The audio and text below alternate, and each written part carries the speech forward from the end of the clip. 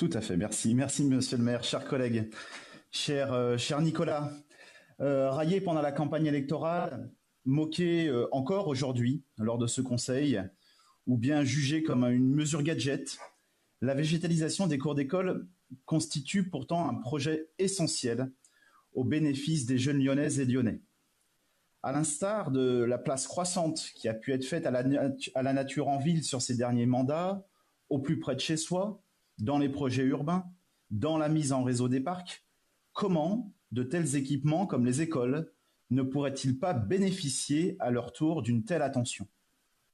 D'autant plus que les établissements scolaires sont devenus, au fil du temps, des lieux d'accueil au-delà du temps d'instruction, avec les activités périscolaires qui y sont déployées. Nous parlons donc ici d'un lieu de vie essentiel pour nos enfants. La végétalisation des cours d'école, combinée à la rénovation lourde de nos nombreux groupes scolaires et la promotion du bien manger dans les assiettes, rendent le plan de mandat sur son volet éducation particulièrement innovant et réellement ambitieux, comme en a pu le témoigner notre adjointe aux finances, Audrey Enoch.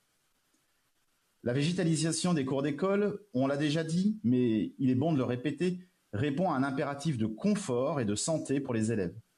Elle permettra de démultiplier les zones ombragées, des espaces de fraîcheur, permettant de mieux résister à l'augmentation inéluctable des températures. Il s'agit là d'une démarche d'adaptation et de résilience. La végétalisation des cours d'école porte également une ambition d'inclusion. Elle doit permettre à tous les enfants d'avoir un accès quotidien à un espace de nature, quel qu'en soit leur quartier d'habitation et leurs conditions de vie. En ce sens, il s'agit aussi d'une mesure favorisant une plus grande égalité et justice sociale. Enfin, et ça a aussi déjà été dit, mais répétons-le, la végétalisation des cours d'école doit permettre d'éveiller les consciences des écoliers aux préoccupations relatives à l'environnement et la biodiversité. Il s'agit autant d'un programme d'aménagement que d'un projet éducatif pour les écoles lyonnaises.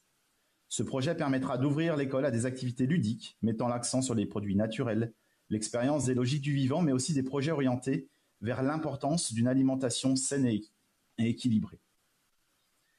Les retours d'expérience de nombreuses villes, et pas des moindres, en France ou à l'étranger, poussent à croire que l'introduction de végétaux dans les écoles contribue à l'apaisement des élèves et une meilleure concentration en classe. C'est ce qu'on a notamment pu constater en Belgique ou au Danemark, où l'ambiance dans les classes s'en trouve améliorée. Assurément, la végétalisation massive des écoles demandera une organisation ad hoc et le fait de repenser certains modes de fonction et de gestion. Mais par le biais de ces écoles publiques, Lyon se doit désormais d'être à la hauteur du bien-être souhaité par les jeunes Lyonnaises et Lyonnais et de ce qui se fait aujourd'hui dans les grandes villes d'Europe. Surtout, n'ayons pas peur d'innover.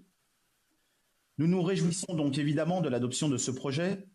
Pour les plus sceptiques que l'on a pu entendre encore juste avant moi, pour les plus sceptiques d'entre vous, ou pour celles et ceux qui ont encore du mal à imaginer ce à quoi peut ressembler une cour végétalisée, Nicolas leur donne rendez-vous début septembre à l'école de la Sauvagère, petite école de 180 élèves située au bout du 9e arrondissement dans le quartier éponyme.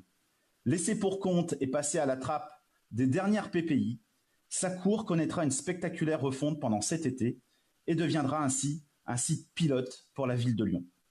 Bravo aux parents d'élèves dont j'ai pu faire partie en son temps et aux enseignants pour leur constante mobilisation. Notre groupe socialiste, la gauche sociale et écologique, votera bien évidemment favorablement ce rapport. Je vous remercie.